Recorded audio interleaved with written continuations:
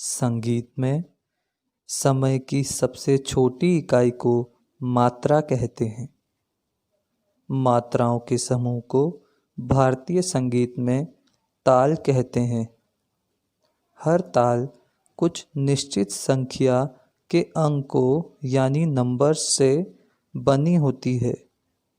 इन्हीं अंकों को मात्रा का नाम दिया गया है, क्योंकि मात्रा शब्द हिंदी भाषा का शब्द है जो किसी भी चीज़ को नापने के काम आता है, वह क्वांटिटी बताने के काम आता है।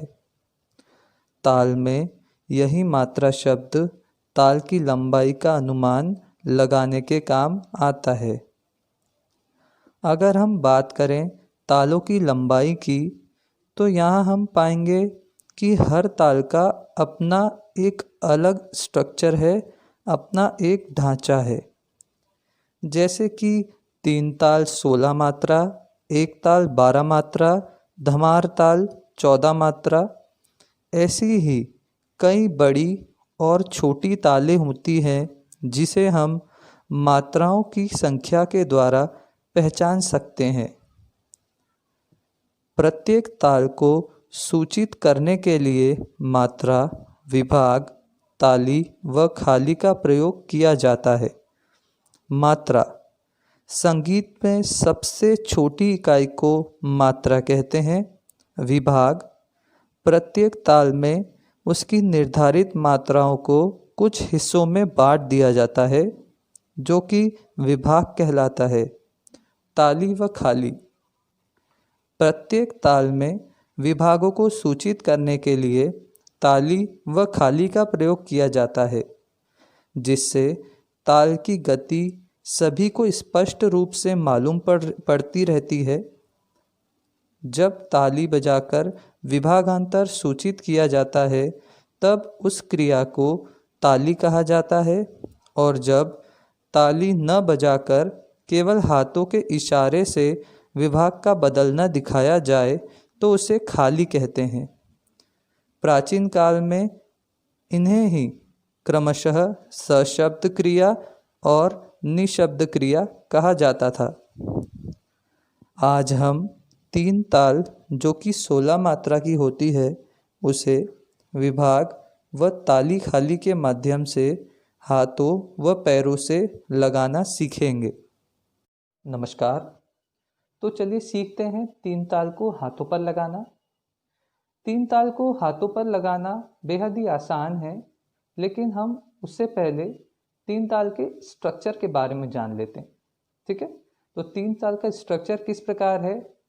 3 ताल में 16 मात्राएं होती हैं और उन 16 मात्राओं को 4 विभागों में बांटा जाता है। ठीक है, और वो जो 4 विभाग होते हैं, हर एक विभाग में 4-4 मात्राएं होती हैं। ठीक है, और वो जो 16 मात्राएं हैं उनको ताली व खाली के माध्यम से बताया जाता है। ठीक है, तो 3 ताल में 3 ताली होती है और 1 खाली होती है।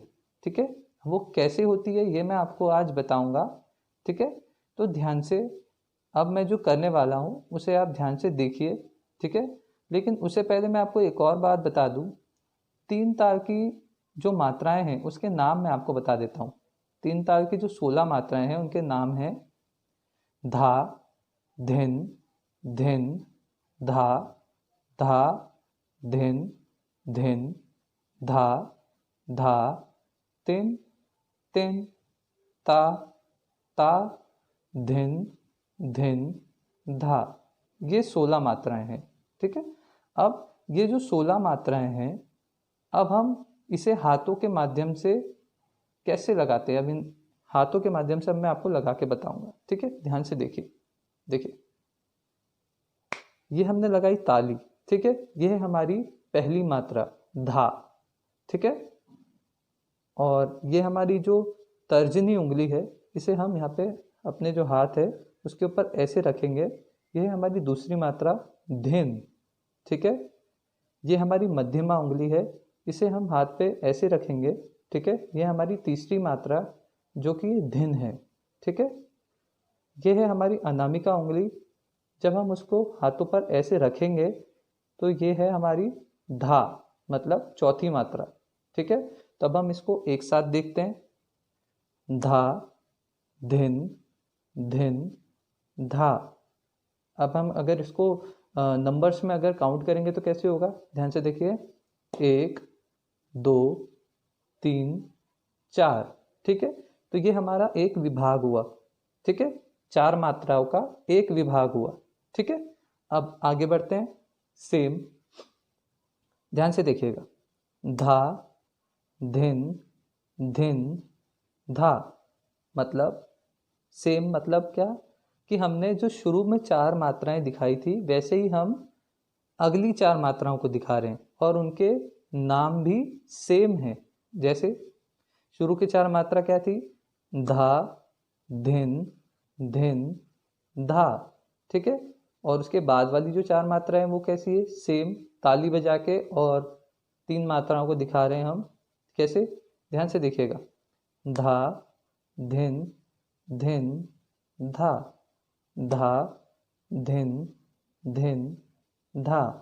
मतलब अगर हम इसको नंबर्स में काउंट करें तो 1, 2, 3, 4, 5, 6, 7, 8। ठीक है, तो ये है हमारी 8 मात्राएं जो कि हमने सीख ली हैं। अब अगली 8 मात्राएं, ठीक है, जो बची हुई 8 मात्राएं वो अब हम देखेंगे। ये अभी हमने 2 विभाग सीख लिए हैं और 8 मात्राएं सीख ली है। अब अगली जो 8 मात्रा है वो मैं आपको बताऊंगा। ठीक है, तो अब हमने 8 मात्रा सीख ली, अब हम नवी मात्रा से शुरू करेंगे। जो हमारी नवी मात्रा है वो हमारी निशब्द क्रिया है। ठीक है, देखिए वो कैसे हम करेंगे। हम 8वीं मात्रा सॉरी जो हमारी नवी मात्रा है वो हम शुरू करेंगे यहाँ से, हमारी कनिष्ठिका उंगली से।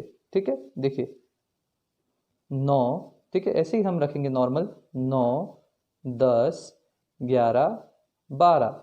ठीक है, क्या करा हमने, सबसे पहले हमने कनिष्ठिका उंगली से ऐसे हमने पकड़ा, ऐसे टच किया, कनिष्ठिका उंगली को अंगूठे पर रखा ऐसे, फिर अनामिका उंगली को अंगूठे पर रखा, फिर मध्यमा उंगली को अंगूठे पर रखा और फिर तर्जनी उंगली को अंगूठे पर रखा। सेम, अब हम इसको ऐसे गिनेंगे। अब मैं शब्दों के माध्यम से बता रहा हूँ, ध्यान से देखिए। ये लिखा हमने, धा, तिन, तिन, ता। ठीक है, हमने क्या किया, धा, तिन, तिन, ता, मतलब 9, 10, 11, 12। ठीक है, अब हमने 12 तक सीख लिया। अब 1 से 12 तक हम काउंट करते हैं। ठीक है, ध्यान से देखिएगा। धा, धिन, धिन, धा, धा, धिन, धिन, धा, धा, तिन, तिन, ता। अब आगे, ठीक है ना, हमने यहाँ तक सीख लिया। ये हो गई हमारी, देख लो ध्यान से कितनी हो गई, गिन लो। देखो 1, 2, 3, 4, 5, 6, 7, 8, 9, 10, 11, 12। मतलब हमने अभी तक 3 विभाग सीख लिए, 4, 4 और 4 के। ठीक है, हर एक विभाग में 4-4 मात्राएं होती है। ठीक है, चलिए अब हम अगली सीखते हैं। 4 मात्राएं कौन सी है। ठीक है, तो अब 12 के बाद से हम 13 से स्टार्ट करेंगे। ठीक है, ध्यान से देखिए। 13, सेम जो हमने किया था ना सबसे स्टार्टिंग में, वही हम 4 वापस से करेंगे। देखिए 13, 14, 15 और 16, दैट्स इट। ठीक है, इसमें कुछ भी नया नहीं है। ठीक है, देखिए ध्यान से, ये हमने पहले किया था ना, 1, 2, 3, 4, सेम वैसा का वैसा ही है। 13, 14, 15 और 16, इसमें कोई अंतर नहीं है। अब इसमें जो बोल है वो अंतर है बस। ठीक है, सबसे पहले जो बोल थे वो क्या थे, धा दिन धिंदा, धा दिन धिंदा, जब हमने ऐसे लगाया था। ठीक है, लेकिन अब जो बोल है वो कौन सा है, जो मात्रा है वो कौन सी है, 13, 14, 15, 16। ठीक है, तो जो इसके बोल हैं वो अलग है। ठीक है, अब बोल देखिए कैसे अलग है। वो है ता, ता, प्रोनाउंसिएशन सही चाहिए। ठीक है, त में आ की मात्रा, ता। ठीक है, देखिए ता, धिन, धिन, धा। ठीक है, ध्यान से देखिए, अब मैं स्टार्टिंग से लेके अभी तक मैं पूरा बता रहा हूँ, ठीक है। ध्यान से देखिए, पहले मैं आपको जो है नॉर्मल बताऊंगा जो बोल हैं उसके साथ, फिर मैं आपको नंबर्स के साथ बताऊंगा। ध्यान से देखिए, धा, धिन, धिन, धा, धा, धिन, धिन, धा, धा, तिन, तिन, ता, ता, धिन, धिन, धा। ठीक है, ये हो गए पूरे। अब नंबर्स के साथ में कैसे, 1 2 3 4 5 6 7 8 9 10 11 12 13 14 15 16। ठीक है, तो यहाँ ये पूरा कंप्लीट हो गया। ये हमारी 3 ताल जो है हमने हाथ से लगाना सीख ली। अब इसमें हमको एक और चीज़ ध्यान से देखने वाली है कि इसमें ताली कहाँ कहाँ पर लगी है। ठीक है, देखिए, सबसे पहले हमने ताली लगाई थी पहली मात्रा पर। ठीक है, यहाँ हमने ताली लगाई थी। ठीक है, मतलब ये ताली ऐसी लगाई। फिर हमने क्या करा, धा, मतलब धा पर पहली मात्रा पर ताली लग रही है, फिर 2 3 4। ठीक है, फिर पांचवी मात्रा पर ताली लग रही है। ठीक है, मतलब पहली और पांचवी मात्रा पर अभी तक हमने ताली लगा ली है। ठीक है, अब उसके बाद में नवी मात्रा, नवी मात्रा पे क्या हम कर रहे हैं, निशब्द क्रिया मतलब खाली। ठीक है, फिर 9 10 11 12। ठीक है, और उसके बाद में 13, मतलब 13वीं मात्रा पे हमने वापस से ताली लगाई। फिर 14 15 16।